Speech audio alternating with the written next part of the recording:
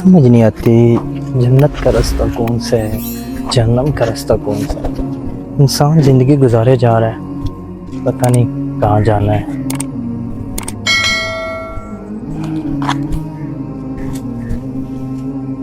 वो मौलवी साहब बैठे हैं, उनसे पूछते हैं।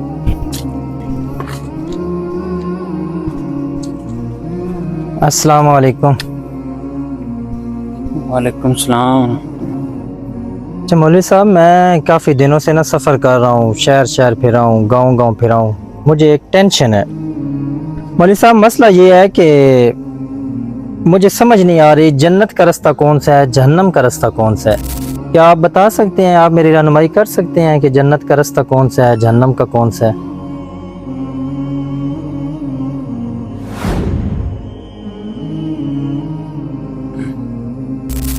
आप जन्नत और जहन्नम के रास्ते का पूछ रहे हो, जन्नत में जाना चाहते हैं। आपने खुद को देखा है? अपनी ख्वाहिशात पर काबू आप नहीं रख सकते। माशाल्लाह आपने दाढ़ी रखी है लेकिन सर पे टोपी कोई नहीं पहनी। तो ये सारी चीजें होते हुए कौन जन्नत में जा सकता है? क्या इस तरह जन्नत में जाएंगे? मैं इनसे क्या पूछने आया हूँ और ये तो मेरी बेइज्जती किए जा रहे हैं।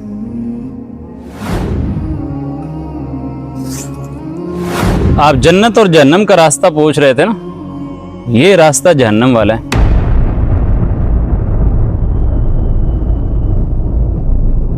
जब हम अपने गुस्से पर काबू नहीं पा सकते ना, तो फिर हम जन्नत के रास्ते पर भी नहीं चल सकते, क्योंकि हम गुस्से की वजह से कई दफा जन्नत के रास्ते से उतर कर जहन्नम के रास्ते पर लग जाते हैं।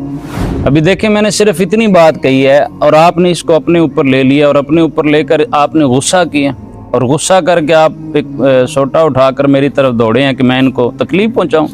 तो जो किसी को तकलीफ पहुंचाता है वो जन्नत में जा सकता है? मखलूक खुदा की खिदमत करना, अल्लाह पाक के बंदों की खिदमत करना और उनके काम आना, और फिर जो अपने से बड़े हैं उनके साथ अदब से पेश आना, ये जन्नत का रास्ता है। और आप ये गुस्से वाले रास्ते को छोड़ें, ये सब्र वाले रास्ते पे आएँ और जन्नत के रास्ते पे इंशाल्लाह आप चल पड़ेंगे।